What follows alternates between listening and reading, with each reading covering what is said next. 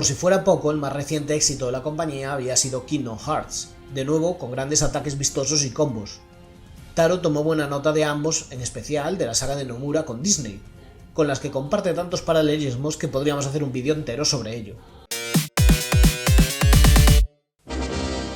Esta película debe llevar el nuevo sello holográfico de Buenavista Home Entertainment pegado en la cinta y en la carátula. En mi vídeo sobre los videojuegos de Yoko Taro mencioné la estrecha relación entre el Nier original y el Kingdom Hearts. Tiempo más tarde prometí que si sobrepasaba los 500 seguidores haría un vídeo ahondando más en el juego original de Tetsuya Nomura. Tras varios traspiés este año que no me han permitido darme más prisa, ha llegado el momento de cumplir esa promesa. Lo que me interesa de Kingdom Hearts es que un análisis por mi parte no tiene nada que ver con la nostalgia. Jugué por primera vez en 2021, precisamente con motivo de ser fuente de inspiración para Nier. Por supuesto, eso no significa que otros elementos puedan resultarme nostálgicos, como el caso de personajes Disney o de la saga Final Fantasy, que son mucho más populares. También es cierto que ese factor nostalgia no se limita solo a los cameos de personajes o que muchos jugadores recuerden esta saga con ya más de 20 años de existencia como parte de su infancia. El propio tono del juego se sumerge en la idea de una infancia idealizada, un eterno verano de inocencia y melodías cálidas. Mi primera partida de Kingdom Hearts fue a la versión original del juego, pero con motivo de este vídeo, gente más involucrada en la saga que yo me recomendó usar la versión Final Mix como material, lo que implicó volver a empezar mi partida desde cero.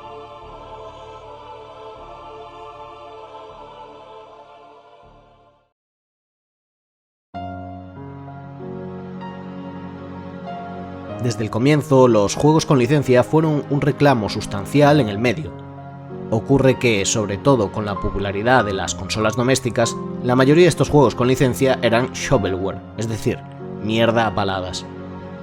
Generalmente, juegos de plataformas apurados para encajar en la promoción y el merchandising derivado de películas, y otras propiedades con una fecha de estreno determinada y, por tanto, poco tiempo de desarrollo.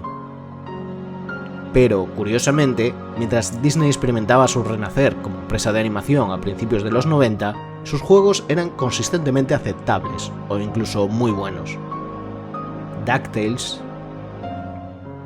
Castle of Illusion, Aladdin, The Lion King, Mickey Mania, Maui Malard o Tarzán.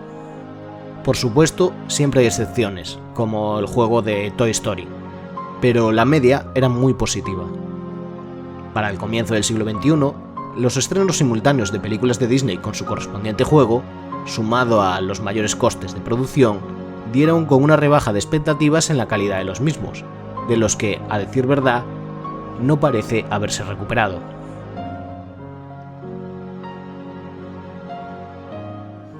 Si miramos una parte de la ficción mainstream actual, nos encontramos con que la idea de universos compartidos y cameos son de uso común.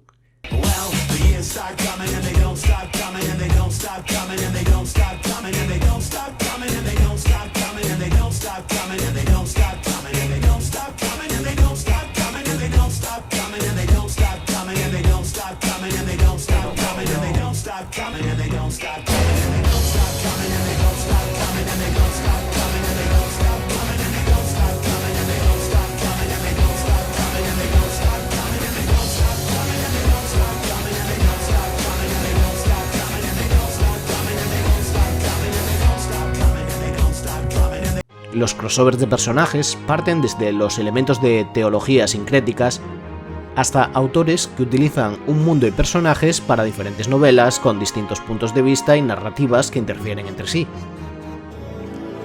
Estas conexiones solo se han ido incrementando, bien porque las nuevas tecnologías de comunicación afianzan la idea de un mundo hiperconectado, o bien porque la consolidación de propiedades intelectuales en manos de una gran empresa lleva a crear obras que no dejan de ser catálogos de venta para sacar músculo. La idea original de Kingdom Hearts partió de una discusión entre el productor Shinji Hashimoto y el diseñador Hironobu Sakaguchi sobre intentar hacer un juego con la libertad de movimiento en 3 dimensiones de la que hacía gala Super Mario 64.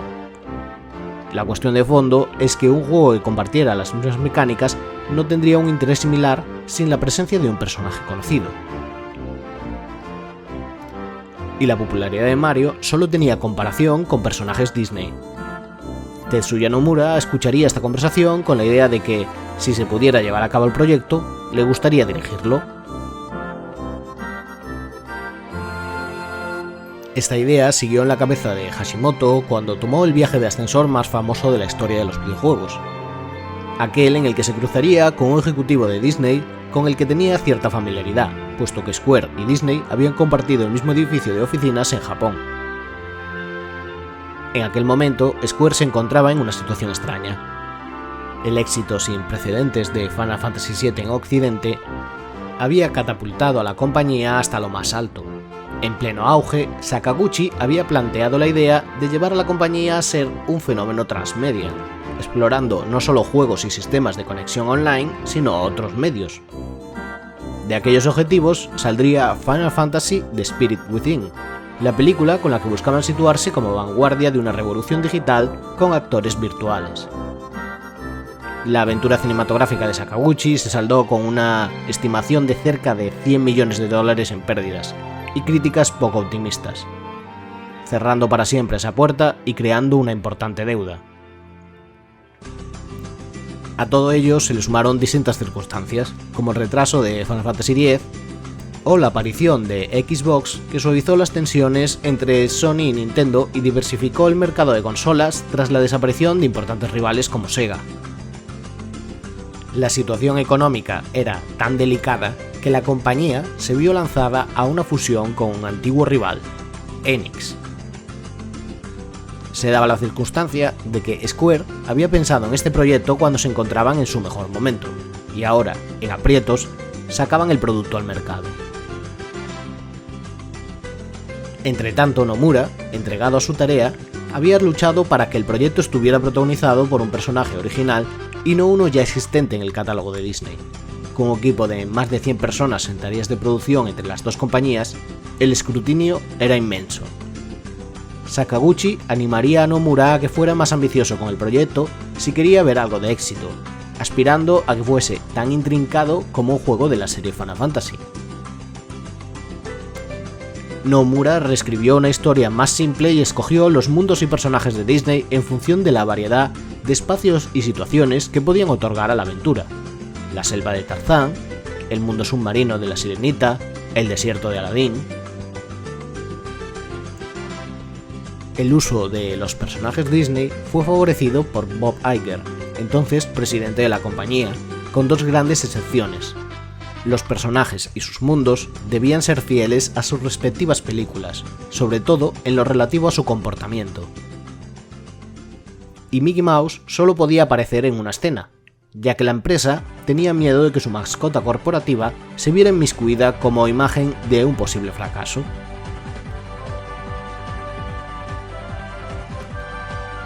El diseño de Sora nace con los mismos principios que usó Richard Williams para otro crossover famoso, Quien engañó a Roger Rabbit, donde el conejo protagonista combinaba los elementos de personajes de Disney y Warner. Así, Sora como personaje de Square es mucho más atípico que como personaje de una historia de Disney, pero elementos propios del estilo de Nomura y otros más caricaturescos como los zapatos grandes servían para otorgarle este aspecto intermediario que navega entre ambos mundos sin que resulte un enorme contraste entre los distintos estilos. Los mapas del juego se presentan con cierta artificiosidad, de manera más notable en El País de las Maravillas y su aspecto de caja de juguetes.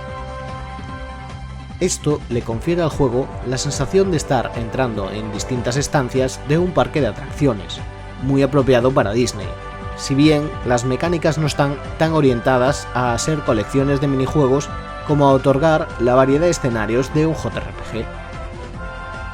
En su sentido de hibridación de géneros y estilos, Kingdom Hearts aprueba con nota. Algunos asuntos como una pelea con Tifa o un nivel basado en el Rey León quedarían fuera y se recuperarían en la secuela. Nomura apostó fuerte a que el proyecto tendría éxito y continuaría, dejando a propósito asuntos sin resolver, un final abierto e incluyendo en la edición americana un teaser con conceptos para un futuro Kingdom Hearts 2, ya pensando en las cuestiones más industriales. Lo que empezó como una manera de dos compañías de publicitar sus personajes bajo un mismo producto, pasó a ser, en sí mismo, otro universo nuevo y diferente, con personajes originales y su propia y compleja mitología. La música es el mejor aspecto de la obra, como no podía esperarse menos de Yoko Shimomura, ya consolidada en otros JRPGs como Live Alive,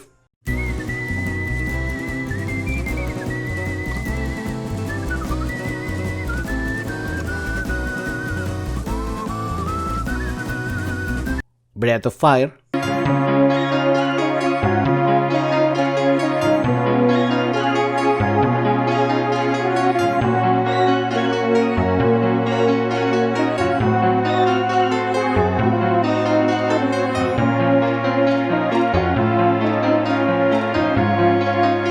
o Super Mario RPG.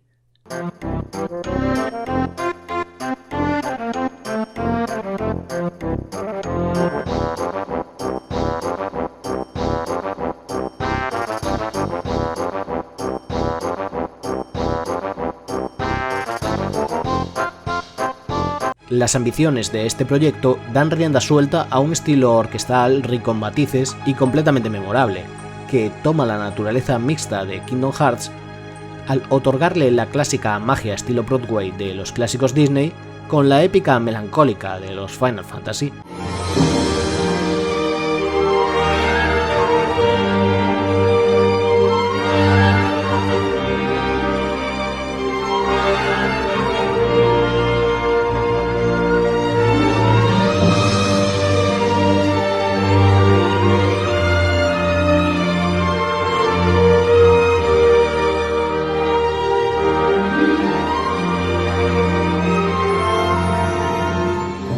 Y en este nuevo mundo de Kingdom Hearts es uno donde otros mundos literalmente colisionan. Aunque en parte puede ser una excusa para justificar los cruces entre personajes de Disney y Square, esto es tratado con total seriedad. Los personajes se convierten en refugiados, y sus respectivos mundos desaparecen y desintegran.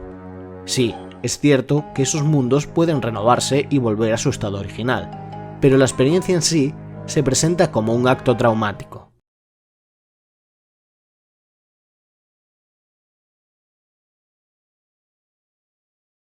Mi primer contacto con Kingdom Hearts Final Mix es con la cinemática inicial.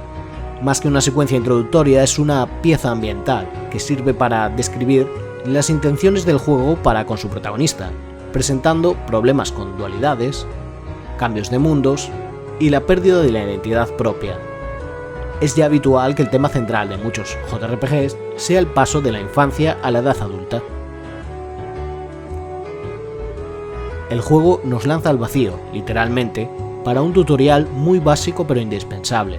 Si la intención es atraer a nuevos jugadores con un Action RPG, estos conceptos básicos deben ser explicados. Y, si bien no está muy integrado en la historia principal, el tutorial hace su trabajo de manera rápida y eficiente, aunque las consecuencias de la decisión entre tres clases de juego, al escoger la espada, el escudo o el bastón de mago, no estén lo suficientemente claras. Pero si System Shock 2 puede salirse con la suya con un tutorial similar, tampoco es un problema. Tampoco es que este build tenga un peso relevante para desequilibrar el juego si uno se arrepiente, pero es una forma de presentar los tres aspectos principales del combate: ataque, defensa y magia. La historia arranca en las Islas del Destino, el lugar paradisíaco donde viven tres amigos, Sora, Kairi y Riku. Queriendo dejar atrás su infancia y aventurarse a un nuevo horizonte, el grupo se ha propuesto construir una barca para zarpar pronto. Nuestro primer objetivo será encontrar elementos para nuestra barca: madera, cuerda y una tela.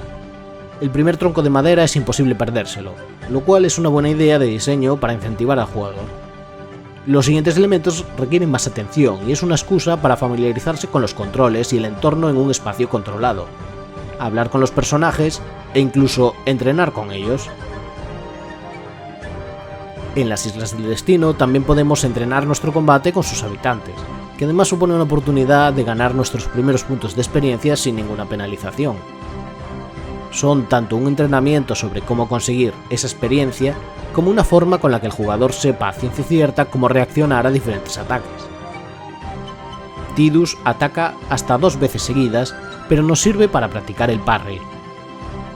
Selphie nos persigue y requiere que seamos raudos para evadirla. Y Wakka lanza su pelota como un proyectil, lo que requiere evadir mientras nos aproximamos para atacarle.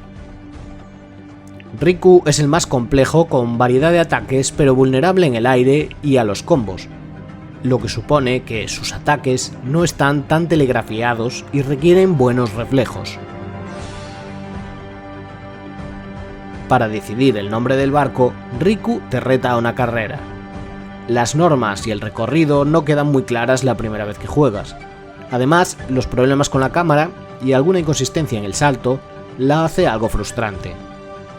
No hay manera de ganar sin un conocimiento o práctica previa del circuito, puesto que una parte del puente se cae de improviso y el punto de control tiene muy poca sensibilidad, lo que significa que puede no detectar que lo hemos alcanzado aunque nos encontremos muy próximo a él. En cualquier caso, no importa en absoluto, ni tiene ninguna repercusión. Entre esto y la dificultad de practicar combate con Riku, es normal entender que el juego nos está preparando para tenerlo como rival, si bien dentro de lo amistoso. Antes de salir a alta mar, Kairi nos pide víveres. Esta segunda misión es más tediosa que la anterior porque ya no cumple una función tan clara en el diseño. Necesitamos cocos, por ejemplo, pero solo son válidos ciertos tipos de cocos verdes. Las setas están bien escondidas, y una de ellas requiere ir al pasaje secreto donde salta una misteriosa cinemática, único motivo por el que existe esta misión. En este pasaje secreto de su infancia, Sora tiene un encuentro con una figura misteriosa con mensajes muy crípticos. Parece importante, pero en realidad no lo es para nada. Lo verdaderamente importante está ocurriendo en otro mundo, uno donde Mickey Mouse es el rey y ha desaparecido. Habiendo dejado instrucciones escritas, Mickey pide a Donald y a Goofy que acudan a Ciudad de Paso, otro mundo, en busca del portador de la llave. A bordo de la infame nave Gumi, Donald y Goofy parten en su misión sin entender muy bien lo que está pasando. La siguiente noche, las Islas del Destino son atacadas por los Sin Corazón, nuestros enemigos masilla por defecto. Contrario a lo que nos ha enseñado nuestro primer tutorial, no podemos vencerlos todavía, lo cual es algo improcedente, así que es probable tirarse un rato golpeándolos sin motivo. Parémonos un momento sobre el combate, porque gran parte de las acciones son contextuales, es decir, un solo botón realiza todos los combos sin posibilidad de elegir, lo cual lo aproxima más a un Musou. La magia es accesible desde el menú, que es bastante engorroso, o desde un acceso directo donde indicamos a qué botón corresponde cada una de entre 3 opciones. Esto último relega la magia a un recurso de uso mínimo, con hechizos defensivos o combates con jefes particulares, pero totalmente irrelevante contra Sin Corazones corrientes como los que nos vamos a encontrar durante la gran mayoría del juego. El inventario es mucho más peliagudo, donde nuestros ítems de uso rápido, generalmente pociones, se equipan uno a uno seleccionando el espacio vacío, luego nuestro espacio de almacenamiento y finalmente confirmando la acción, lo que, en partes más avanzadas del juego, donde es necesario ir bien preparado de pociones, supone una enorme dedicación de tiempo para que nuestros 3 personajes tengan el inventario de acceso rápido lleno. Y es que, por algún motivo, siempre que usamos un ítem de curación rápida, los enemigos próximos reaccionan para darnos sin remedio, lo que ocasiona una larga serie de muertes frustrantes donde, en teoría, estábamos haciendo lo correcto, pero el juego nos penaliza por ello. En serio, es como si no quisieran que usáramos ítems de curación. A medida que vayamos subiendo de nivel y resolviendo entuertos, iremos consiguiendo habilidades pasivas que se pueden equipar en función del número de puntos de acción que tengamos. Solo quiero decir esto. Ni me acordé de ello hasta literalmente el último jefe, y porque para entonces necesitaba toda mi fuerza para derrotarlo. Continuando con la historia, tenemos que dirigirnos hacia Riku para recibir desde los cielos la llave espada y poder ganar algo de experiencia contra los sin corazón. Dirigiéndonos al pasaje secreto, nos encontramos con Kairi, frente a la misteriosa puerta que se abre y nos lanza directos a Ciudad de Paso. Ciudad de Paso ejerce como hub principal de nuestras aventuras, con varias tiendas, personajes y algunos objetos que iremos desbloqueando a lo largo de la partida. Nuestro primer encuentro es con Sid, de Final Fantasy VII.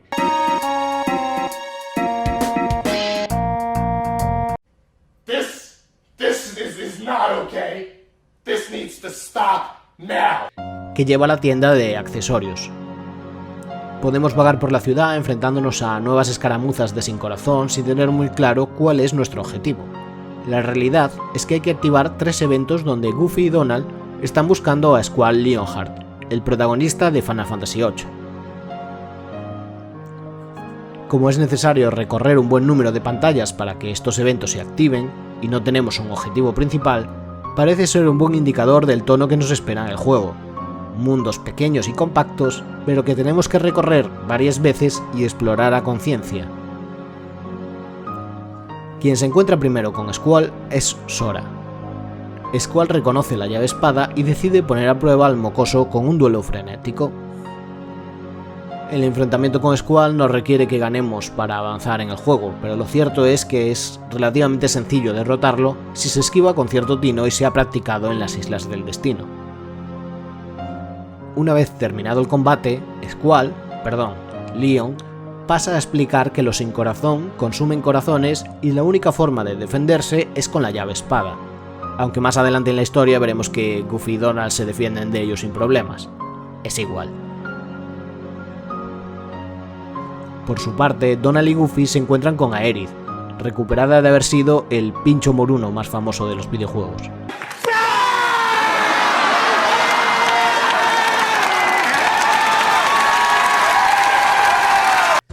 Sora se despierta frente a Yuffie, la ninja de los vómitos de Final Fantasy VII, y la confunde en un principio con Kairi.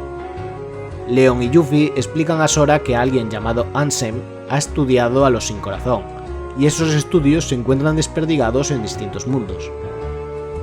Por su parte, Aerith explica lo mismo a Goofy y Donald.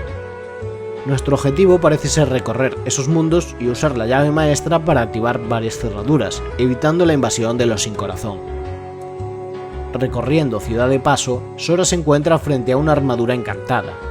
Es este momento cuando Donald y Goofy hacen acto de presencia. Este primer jefe de armadura está compuesto de 5 partes voladoras que tenemos que ir derrotando una a una, pero entre 3 es una tarea más sencilla. Tras las debidas presentaciones, con Sora tratando de buscar a Kairi y Riku y Donald y Goofy en busca de Mickey, deciden formar equipo. Gracias a estas incorporaciones, Sora adquiere nuevas habilidades como el uso de la magia o la capacidad de rodar para esquivar, ambas imprescindibles. Antes de marcharnos de Ciudad de Paso, hay 2 lugares importantes que visitar.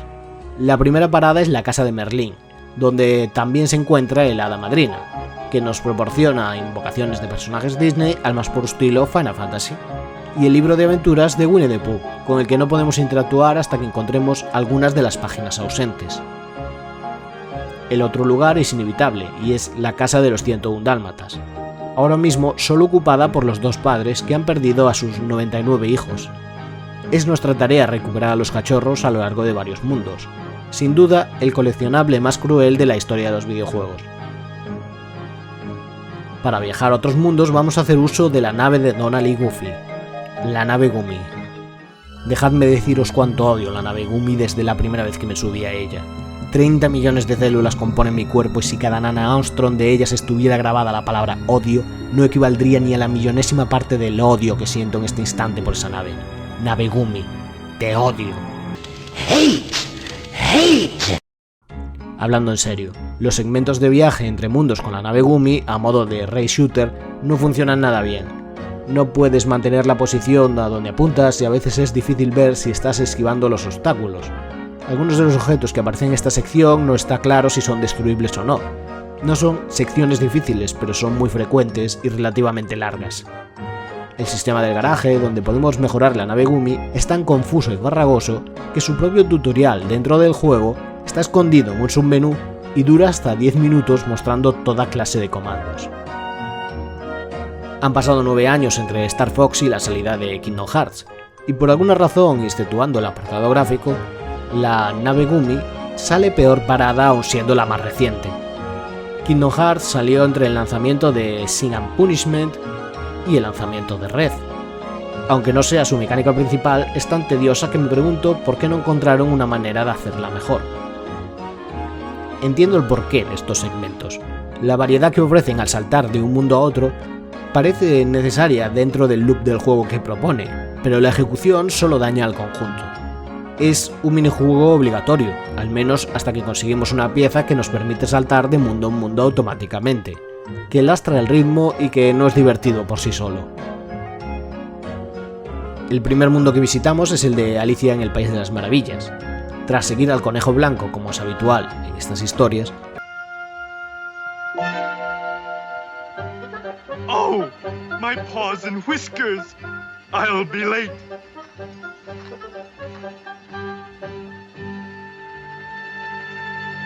irrumpimos en pleno juicio contra Alicia por tratar de robar el corazón de, que ha apropiado, la Reina de Corazones. Es nuestro papel exonerarla buscando pruebas en el Bosque del Loto que apunten al verdadero culpable. En el Bosque del Loto nos encontramos al gato de Cheshire, que nos dice que podemos salir de esta solo con una de las evidencias, pero tendremos una jugosa recompensa si encontramos las 4. Esta sección es un buen ejemplo de los problemas del juego cuando tiene que convertirse en un plataformas puro, donde la cámara no ayuda con su perspectiva a tener clara la profundidad de campo y la distancia entre plataformas. De hecho, tanto aquí como en el combate, la cámara suele ser el peor enemigo del juego, obligándonos a luchar contra su sistema donde giramos con los gatillos de un lado a otro a una velocidad a veces insuficiente. Si hemos conseguido las 4 pruebas, el gato de Cheshire nos ofrece el hechizo de ventisca de nieve, y el siguiente jefe tiene una dificultad menor. Tras encontrar varias pruebas, la Reina de Corazones nos pide que escojamos solo una para presentarla. Al abrir la caja, un sin corazón salta de ella, enfureciendo a la reina que manda a sus soldados carta contra nosotros. En otra ocasión donde no se nos dice, estos enemigos resultan ser invencibles, y lo que realmente debemos hacer es destruir una torre en el centro del escenario.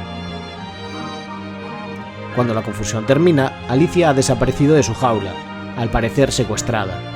De regreso por donde hemos venido, el gato de Cheshire nos invita a luchar contra el jefe de este mundo, el Prestidigitador. Hasta ahora los combates han sido cosa sencilla, pero aquí empieza a complicarse la cosa. Como nunca ha sido obligatorio pelear contra la mayoría de los sin corazón, es probable llegar hasta aquí con un nivel muy bajo. Este jefe sirve para que aprendamos a aprovisionarnos de pociones y volver a Ciudad de Paso a mejorar las armas de Goofy y Donald, así como ajustar su inteligencia artificial a un modo de combate que nos resulte cómodo. Esa es la teoría, claro. En la práctica, la mayor dificultad de este jefe es que su altura nos obliga a atacarlo subido a una mesa a la que no es siempre fácil volver a subir. En su segunda fase, el jefe pasa a lanzarnos bolas de fuego que, si bien podemos esquivar, no es lo más indicado. En realidad tenemos que hacer algo más contraintuitivo al pegarnos a sus piernas y saltar y atacar, aunque en la primera fase fuera algo poco recomendable. Un dolor de cabeza, pero necesario para tener claro cuál va a ser la dinámica de este juego. Si creéis que soy muy duro con los controles de un juego de 2002, tened en cuenta que este es el año de Super Mario Sunshine, Zelda de Wind Waker o Metal Gear Solid 2. Es cierto que los videojuegos todavía estaban en una fase de maduración respecto al uso de la acción en 3 dimensiones en tercera persona, que probablemente no alcanzaría cierta madurez hasta 2005, con Resident Evil 4, Psychonauts o Shadow of the Colossus, pero también que Kingdom Hearts es un juego hecho después de Zelda Ocarina of Time o incluso Devil May Cry, de los que obviamente toma algunas referencias. con el prestidigitador muerto, usamos la llave espada para cerrar este mundo y escuchamos al gato de Chessie decir que Alicia ha sido secuestrada por los Sin Corazón. Una manera de pedirnos que avancemos y no nos preocupemos de momento mucho en buscarla. Emprendemos viaje al segundo de los mundos, el Coliseo de Hércules. Para empezar, es un gustazo tener aquí a Danny DeVito.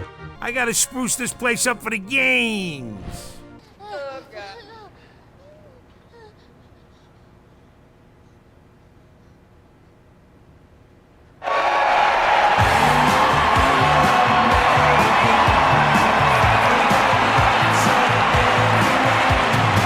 Ojalá más Danny DeVito en todos los videojuegos. Además, este mundo es menos tedioso que el anterior al ser, simplemente, un par de pruebas donde tenemos que romper unos barriles dentro de un límite de tiempo y media docena de combates que culminan con nada menos que Cloud Strife barriendo el suelo con nosotros. Cloud está trabajando como mercenario para Hades, mostrando que, no importa el mundo en el que sea, Cloud siempre es un pringado fácil de manipular. La pelea con Cloud es interesante, aunque en mi partida fue breve porque me pilló algo desprevenido con las pociones. Estos combates con rivales humanos muestran los mejores resultados de Action RPG a los que había llegado Square. De hecho, me recuerdan a esos combates que alabé en mi vídeo de Drakengard 2. Square tiene un largo catálogo de juegos con combates por turnos, pero relativamente poco orientados a la acción. La saga Seiken Densetsu, o saga Maná, es la excepción más conocida, pero también están Brave Fencer Musashi o The Bouncer. The Bouncer. Pero desde luego a estas alturas no era su punto fuerte en absoluto. El cancerbero interrumpe el combate con el propio Hércules tratando de contenerlo. Si decidimos enfrentarnos nosotros mismos, Hércules sale llevándose en brazos a un Cloud derrotado porque, efectivamente, Cloud sigue siendo un pringado. Con este jefe se pone de manifiesto otro asunto. Los jefes de este juego tienden a ser enormes esponjas de daño donde se premia más el resistir, lo que lleva al jugador medio a acumular pociones y a convertirse a sí mismo en otra esponja de daño. No son jefes muy divertidos con los que luchar, son de hecho bastante tediosos. Cancerbero derrotado y otra batalla superada. Cloud nos espera sentado en unos escalones lamentándose. Sora le pide que repitan el combate algún día, pero Cloud pasa por completo de él. Lo de este chico no tiene remedio. Más adelante detallaré los campeonatos que se van a ir desbloqueando dentro del Coliseo y cómo Cloud no cumple su promesa de ignorarnos. De momento sigamos con la trama principal. Volvemos a bordo de la nave Gumi para sufrir otro rato. Cuando divisamos una nueva parada, la jungla de Tarzán. Sora y Donald se pelean por si deben o no bajar a comprobar si sus amigos se encuentran allí. Donald se niega porque, a estas alturas y con lo poco que colabora en el combate, diría que está oficialmente saboteándonos, porque no querría buscar en ese sitio al rey que se supone que tiene que buscar. En fin, es una excusa para que la pelea por el control de la nave nos lleve a estrellarnos en la jungla.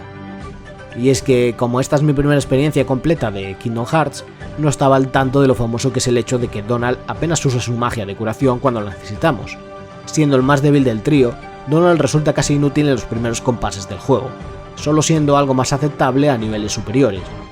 Goofy no es muy bueno, pero tiene un buen nivel de vida y funciona como tanque y distracción. Donald, un despropósito. Sora se separa del grupo y se encuentra frente a Sabor, el tigre. No es una lucha complicada, pero por si acaso, Tarzán hace acto de presencia para hacer aquello por lo que es conocido. Menos el grito. El grito tiene copyright y Disney no puede usarlo. Ironic. En esta jungla nos podemos columpiar de las lianas o deslizarnos por los troncos, remitiendo a las mejores partes del juego de Tarzán de PlayStation. Llegamos a un campamento donde se encuentran Goofy, Donald y Jane Porter. Tras un intento infructuoso de comunicarnos con Tarzán mediante una serie de diapositivas, llega Clayton, el cazador y villano de este mundo. De momento, poco podemos hacer para interferir en la trama, salvo buscar a todos los sin corazón que en este mundo les ha dado por vestirse como Bloodhound Gang. Damos vueltas derrotando monos hasta que se active otra pelea con Sabor y tengamos que romper una fruta gigante. Esta parte del juego vuelve a demostrar que las plataformas son terribles, con bastantes inconsistencias y problemas para controlar la cámara. ¿Cómo será que esta pequeña pantalla de la laguna de hipopótamos tiene un camino alternativo para no necesitar saltar? Es como si los propios diseñadores de Square supieran que era un completo dolor de cabeza. Seguimos a Clayton para encontrarlo disparando como un loco. Podemos ignorar a los sin corazón que lo acompañan y atacarlo a él hasta que active la siguiente fase de este combate. Esta consiste en que Clayton ahora está acompañado de un camaleón gigante invisible llamado Steve Sneak. El camaleón tampoco es importante y podemos centrarnos solo en Clayton, pero su gran tamaño es un impedimento para seguir los saltos del cazador, que, además, puede detenerse a curar sus heridas prolongando aún más la pelea. Es otro combate tedioso, pero con algo de maña no repercute demasiado en nuestra salud, así que solo depende de tenacidad y paciencia. Con Clayton derrotado, Tarzán nos lleva hasta el interior de una cueva donde encontramos la segunda cerradura. Un mundo menos. Hora de volver a Ciudad de Paso. Encontramos a Leon y a Aerith en el interior de una cueva secreta tras un desagüe que ahora podemos abrir. Allí nos explican que los escritos de Amsen hablan de otra cerradura en la ciudad. Leon nos ha dado una gema que podemos llevar a la Hada Madrina y que nos explica que sirve para invocar. También recibimos un regalo por haber recuperado la primera veintena de dálmatas. Por último, entregamos a Sid una pieza Gumi que servirá de navegador para abrir nuevos mundos. Nos cruzamos con nada menos que Riku, que parece encontrarse bien salvo porque está más pasivo-agresivo de lo habitual. Dice no saber nada de Kairi y se burla de la llave espada. Cuando nos despistamos un momento, Riku desaparece.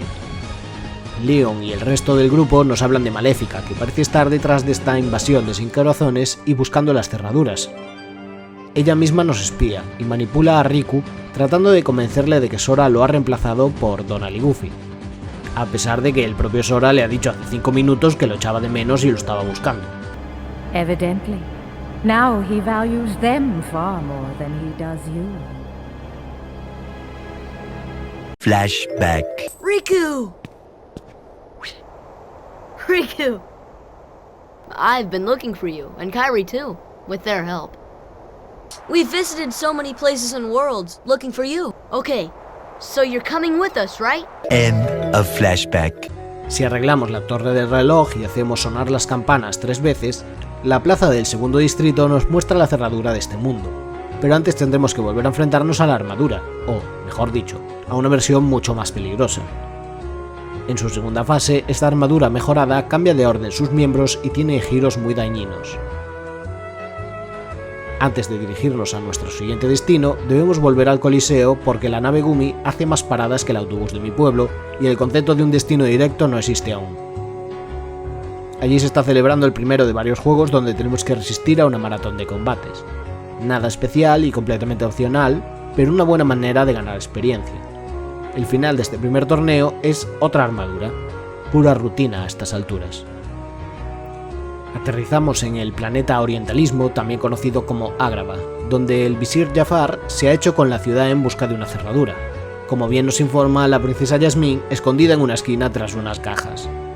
Para hablar con Yasmín hemos tenido que recorrer calles llenas de sin corazones y derrotar a un 100 pies hecho de tinajas, lo que nos da bastante experiencia. Al entrar en la casa de Aladín y liberar a la alfombra mágica de una pesada estantería, más pesada que la gente que habitualmente transporta parece ser, nos guía hasta el desierto, donde salvamos a Aladín y su mono Abu de ser tragados por las arenas movedizas. Aladín se acaba de hacer con la lámpara mágica de donde sale... Genie, get rid of these guys!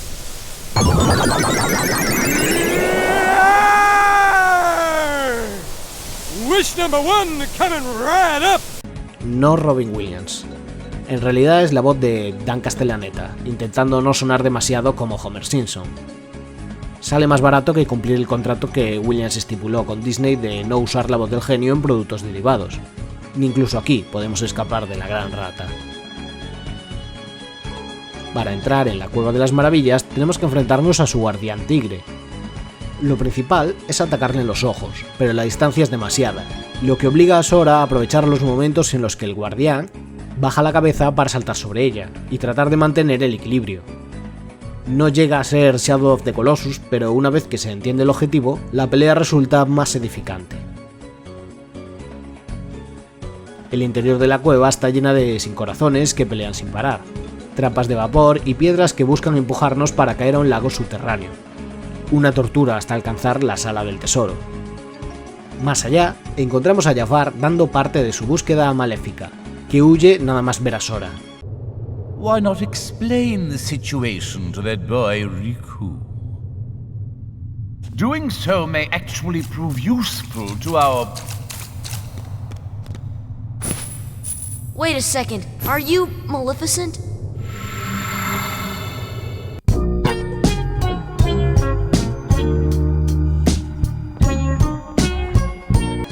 Por su parte, Jafar sigue el guión de la película y usa al genio contra el trío de héroes. Lo principal es ignorar al genio y tratar de golpear a Jafar volador, sin ser azotado por los rayos mágicos que golpean el centro de la estancia.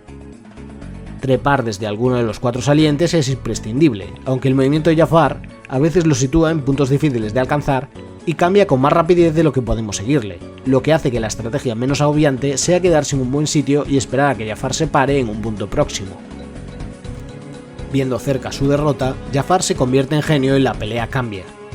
Ahora el visir se encuentra más estático y es nuestro momento de esquivar. Ni siquiera tenemos que golpearle a él sino a su loro, Gilbert Gottfried, que lleva la lámpara de su amo.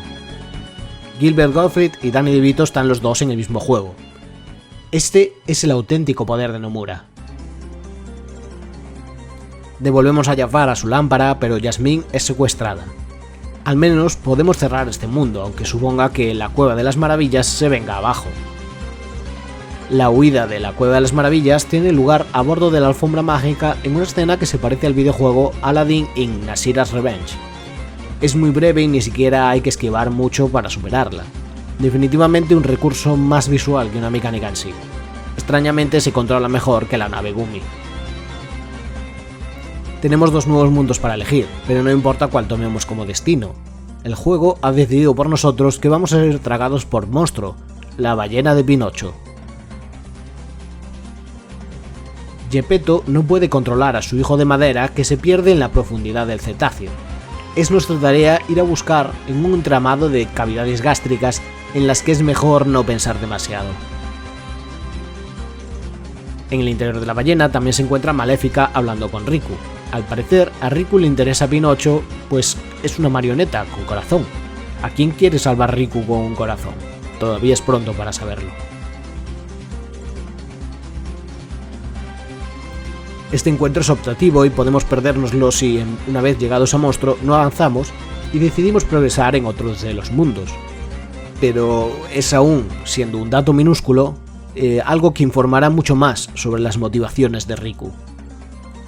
En lo más profundo de Monstruo nos encontramos a Pinocho, preso de una jaula parásito.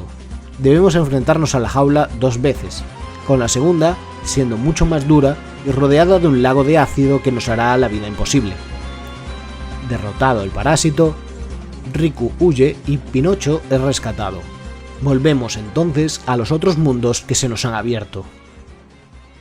Atlántica puede ser uno de los peores mundos del juego, con la excepción de otro.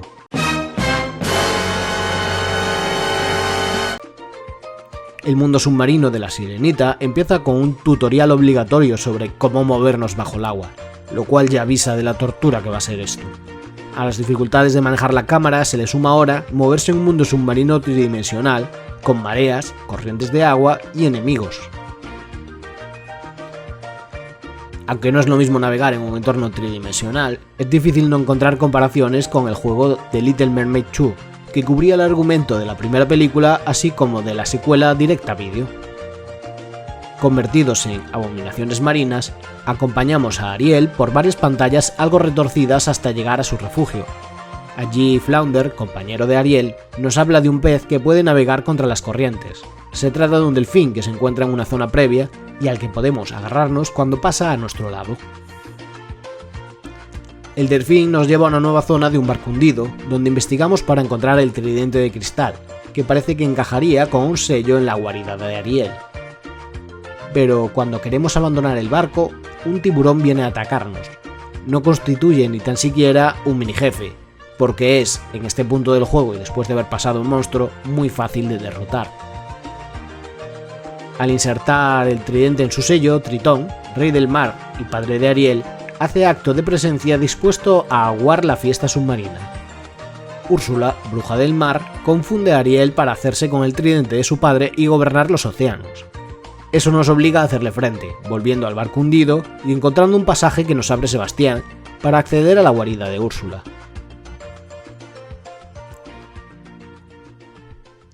El enfrentamiento se divide en dos partes. La primera tiene a Úrsula lanzando hechizos desde su caldero y sus dos morenas haciéndonos la vida imposible. Úrsula es prácticamente invulnerable y debemos aprovechar cuando se acerca al caldero para lanzar hechizos que contrarresten los que ella prepara, haciendo que les estallen en la cara. Para ello hay que estar atento al color de cada hechizo. La segunda pelea es, curiosamente, más sencilla, en parte porque ya no tenemos que preocuparnos de las morenas. Úrsula es ahora gigante y lanza ataques que pueden poner una enorme distancia entre ella y nosotros, pero haciendo uso de nuestra cola de tritón podemos impulsarnos. Con algo de pericia podemos situarnos en su nuca y lanzar cadenas de golpes muy efectivas. Amenaza destruida, familia reconciliada. Por fin podemos usar la cerradura de este mundo y olvidarnos de respirar bajo el agua para el resto de la aventura. La siguiente parada es Halloween Town, de la película Pesadilla antes de Navidad. Sorprendentemente la fase a la que mejor ha tratado el tiempo, en especial en la dirección artística, pero bastante bien equilibrado en el combate respecto a la absurda complejidad que lo ha precedido. Aquí nos encontramos con más sin corazón, en apariencia inofensivos porque Jack Skellington los quiere usar para su desfile de Halloween. En su intento de crear corazones artificiales para las criaturas, Jack nos pide que vayamos en busca de Sally, que tiene en su posesión una flor que representa la memoria, el ingrediente necesario. Encontramos a Sally en el cementerio sin muchos problemas, salvo algún enfrentamiento puntual. Lock, Shock y Barrel, los niños esbirros de Oogie Boogie, se enteran de la existencia del corazón artificial y deciden contárselo a su jefe. Este les pide que roben el corazón para él. Dicho y hecho, nos toca seguirlos hasta la guarida de Oogie Boogie, una fortaleza muy bien vigilada y de difícil acceso. El ascenso por la fortaleza de Oogie Boogie requiere mucha paciencia para luchar en un espacio estrecho y, honestamente, uno de los mejores escenarios de acción del juego. Además, podemos simplemente ignorar a la mayoría de los enemigos y dirigirnos directo a un enfrentamiento con Lock, Shock y Barrel. Los tres diablillos son molestos por cómo se escabullen y contraatacan con rapidez, pero basta concentrar los esfuerzos uno a uno para derrotarlos. Moviendo una palanca, conseguimos abrir la puerta hacia el escondite de Oogie Boogie. Allí nos espera en una ruleta gigante donde suelta toda clase de trampas. Para tener una mínima oportunidad, debemos situarnos en un punto de la ruleta que nos permita alcanzar el borde donde se encuentra Oogie Boogie y golpearlo en esos momentos antes de que nos devuelva al foso. Es, de manera bastante apropiada, un poco cuestión de suerte. Si la mansión de Oogie Boogie ya era un escenario interesante, convertirla en un jefe propiamente dicho es otro gran acierto. El villano se ha fusionado con su propio hogar y debemos ascender y buscar los puntos débiles para derrotarle, guardando el equilibrio, esquivando proyectiles y defendiéndonos de enemigos. Y ya está, otro mundo que hemos cerrado con la llave espada. Camino del país de Nunca Jamás, somos abordados por el barco del Capitán Garfio. El escenario real de Nunca Jamás tendrá que esperar a Kingdom Hearts Birth by Sleep. Aquí volvemos a encontrarnos con Riku, comandando a los sin corazón. Riku, why are you siding with the Heartless? The Heartless obey me now, Sora. Now I have nothing to fear. You're stupid! Riku ha encontrado a Kairi, pero parece tenerla prisionera. Además, separa a Sora de su sombra y lo deja caer por una trampilla. En la bodega del barco, Sora conoce a Peter Pan justo cuando es informado por Campanilla de que Kairi y Wendy se encuentran prisioneras en el barco. Are you crazy?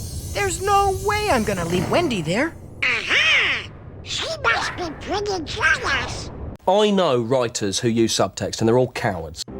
Peter Pan nos enseña la habilidad de volar que resulta mucho más agradable que nuestra experiencia nadando con la sirenita. Parece que Maléfica busca específicamente 7 princesas para usar en sus planes, y de ahí los secuestros de personajes como Jasmine o Alicia. Riku solo está interesado en salvar a Kairi y devolverle el corazón. En nuestro ascenso hasta el camarote del capitán, vemos a Riku huir con una Kairi catatónica. En nuestro camino se interpone nuestra sombra, un Anti-Sora, a la manera de Zelda 2 The Adventure of Link, Prince of Persia, o ya que estamos en un juego de acción tridimensional con un sistema de cierre de objetivos sobre los enemigos, Ocarina of Time, que por entonces seguía siendo el juego al que tantísimos otros aspiraban. Anti-Sora usa nuestras mismas tácticas contra nosotros, y además puede dividirse en varios y evaporarse en el aire. Es un duelo en toda regla que nos pone por completo a prueba después de varios jefes más o menos sencillos, y sin embargo no es el jefe más duro de este mundo. Ese papel le corresponde al propio Capitán Garfio, con un repertorio de ataques que no tiene nada que envidiar a la Malenia de Elden Ring. I am Malenia, Blade of Miquella, and I have never known defeat. Por suerte, nuestra habilidad de volar nos da el respiro para poder curarnos y atacar cuando estemos en buena forma. Pronto tendremos al Capitán Pirata perseguido por el cocodrilo y a Wendy y Campanilla a salvo. Hora de cerrar este mundo con la llave. Campanilla nos dirige hacia un nuevo planeta lleno de criaturas sin corazón.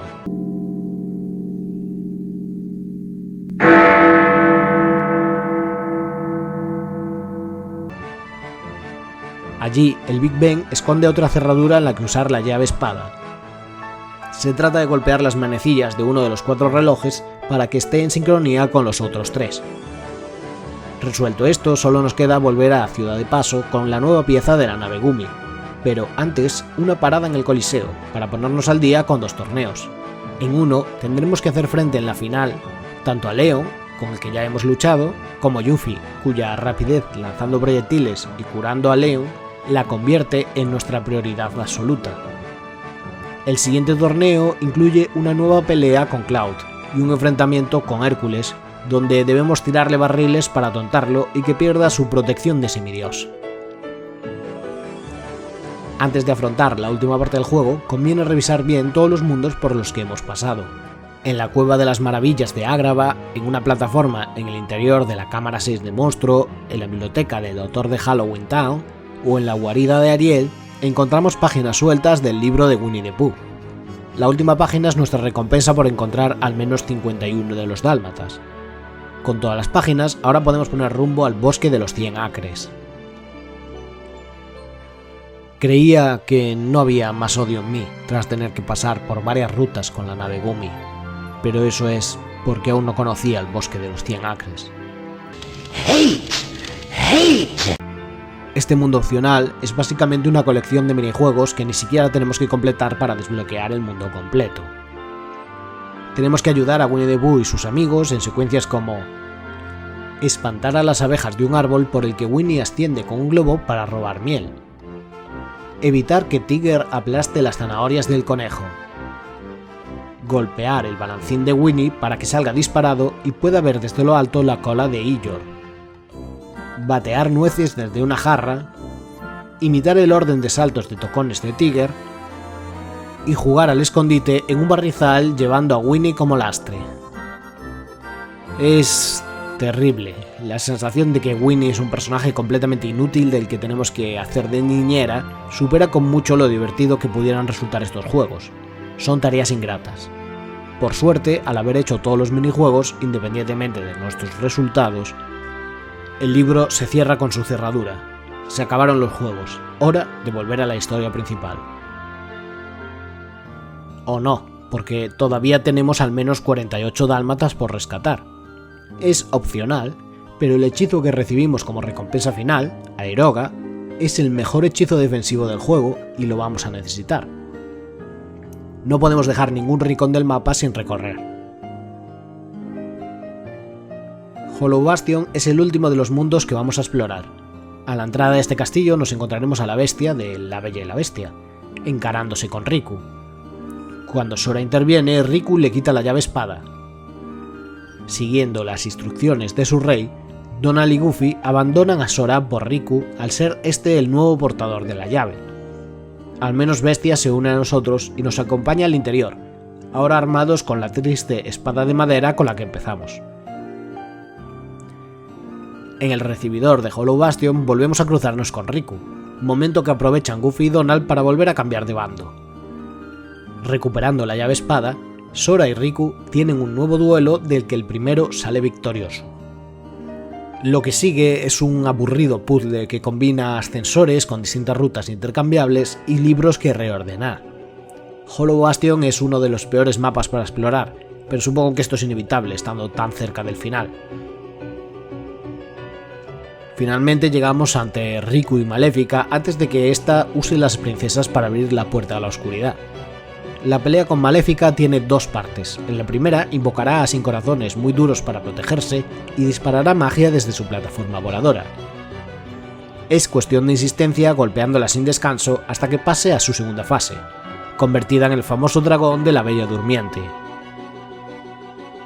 Esta pelea con el dragón es el combate más complejo hasta ahora, con una llamarada que puede calcinarnos en segundos, o un golpe de cola que evite que nos aproximemos demasiado. Pero ni siquiera una victoria significa el final. Maléfica era solo otra marioneta más, como Riku. Detrás de todo se encuentra Ansem, que ha tomado posesión de Riku y ha usado a las princesas, Kairi incluida, para abrir el portal de la oscuridad.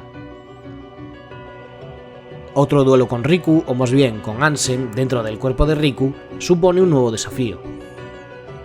Ansem desaparece y deja tras de sí su propia llave espada.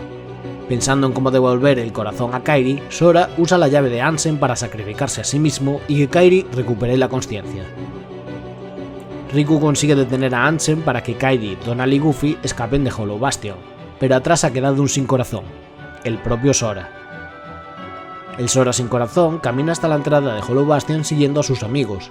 Kairi reconoce a Sora y al abrazarlo para protegerlo, Sora recupera su forma habitual. El grupo se pone a salvo en Ciudad de Paso, donde informan a Leon y a los demás. Mientras tanto, Riku, en el mundo de la oscuridad, escucha una voz que le invita a cerrar la puerta desde el otro lado. Sora, Goofy y Donald emprenden viaje de vuelta a Hollow Bastion, donde, a través del portal de la oscuridad, se enfrentan a un enemigo clásico de Final Fantasy, Behemoth. Al igual que con el guardián de la Cueva de las Maravillas, Sora puede subirse a él y golpearle sin cesar, lo que facilita mucho las cosas.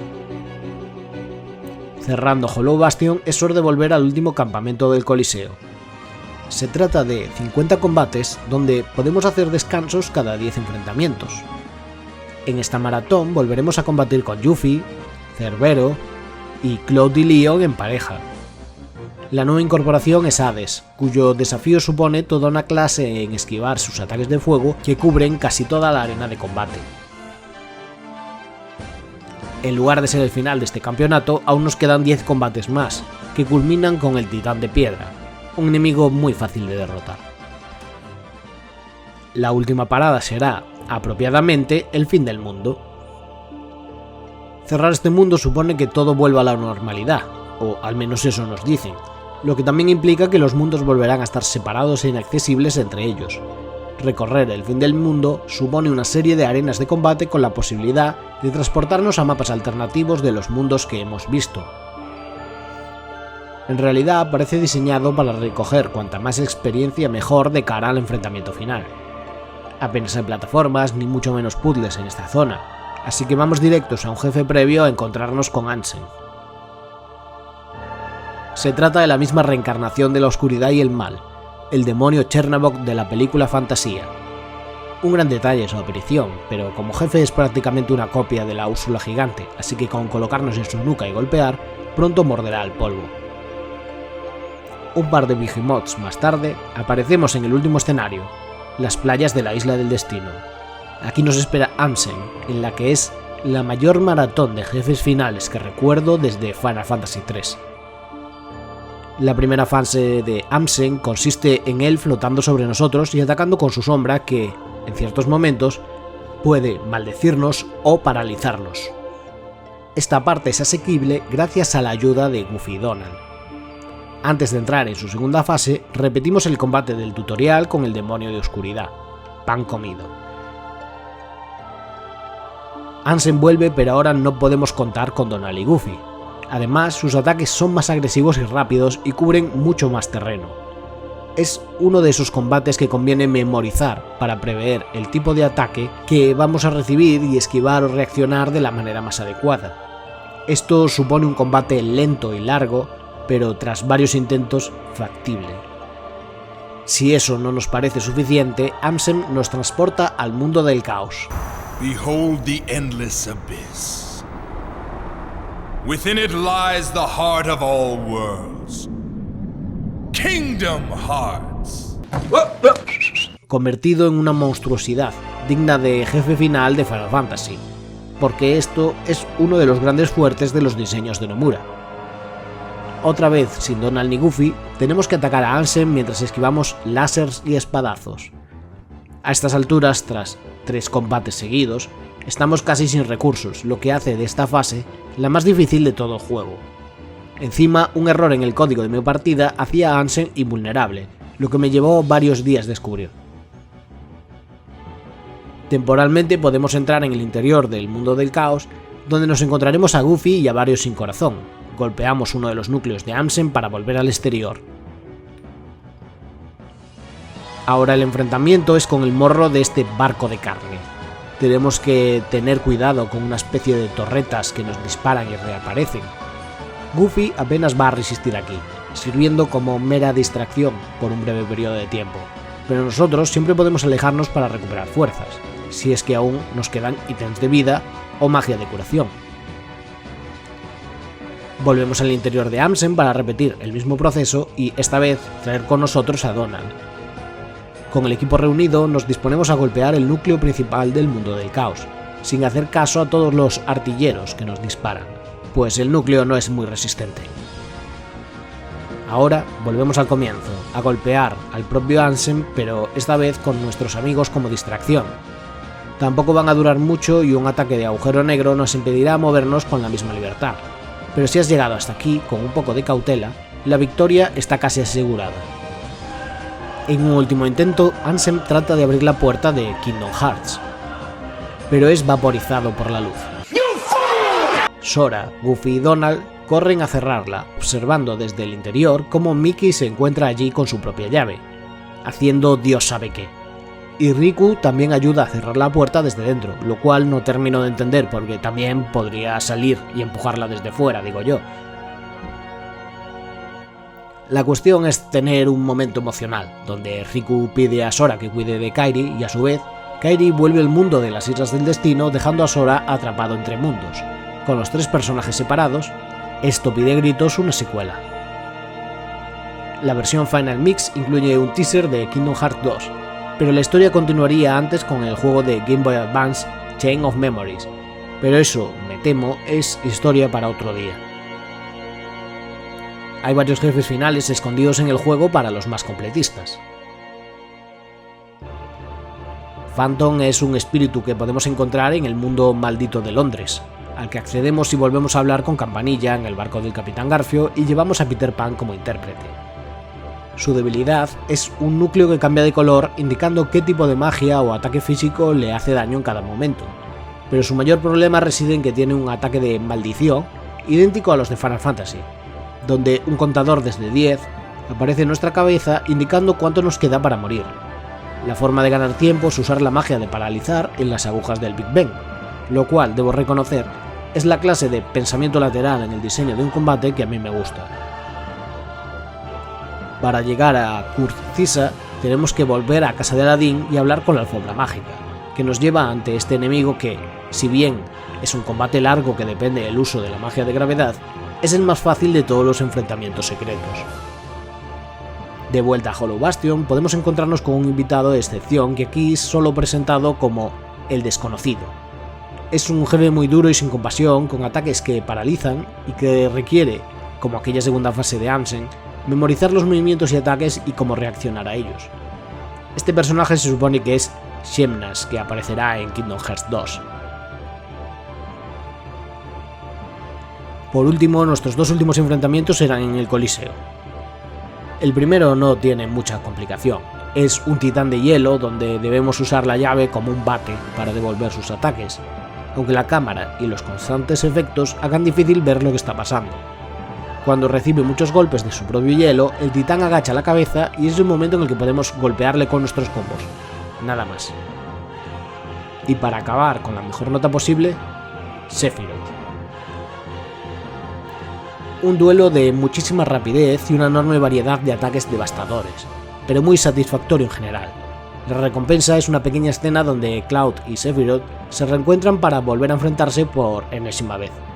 Algo que todavía era emocionante de ver en su momento, años antes de que el estreno de Advent Children y del remake convirtieran estas revanchas de su duelo original en rutina.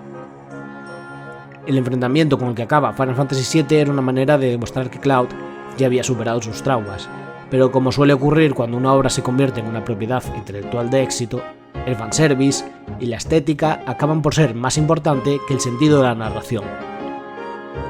Muy adecuado, teniendo en cuenta que Kingdom Hearts nace como un proyecto corporativo y, con muchas dificultades, sufre para contar una historia propia.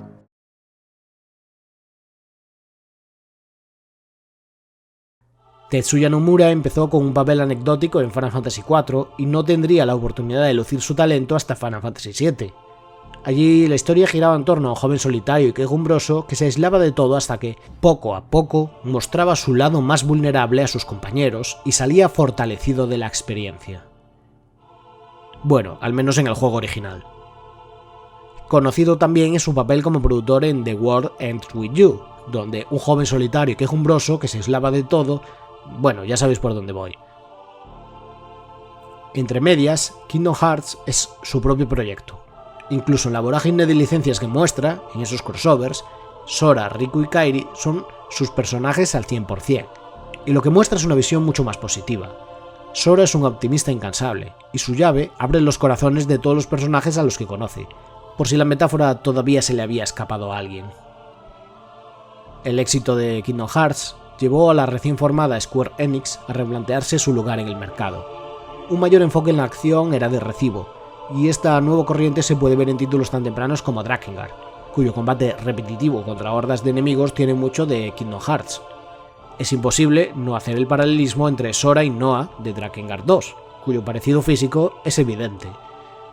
Nier, por otro lado, hereda incluso conceptos temáticos, siendo la idea original de Yoko Taro el visitar distintos personajes de cuentos de hadas, en sustitución de las versiones Disney, con las sombras como sustitutos directos de los sin corazón, y el propio Nier enfrentándose a una versión distinta de sí mismo, así como el trasfondo científico de los hechos que han llevado al antagonista hasta este punto.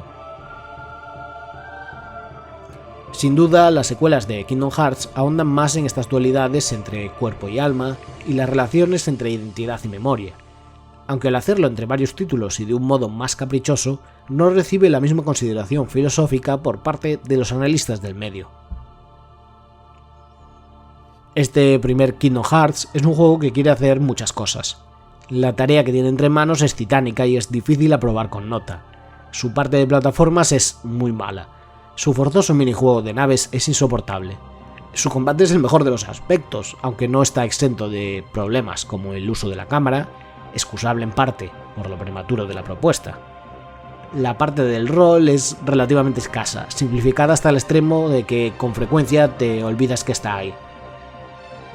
Tiene entre manos el legado de una de las compañías más importantes de los videojuegos, junto con la compañía más importante de la animación, camino de convertirse en la última compañía que exista y devore el universo.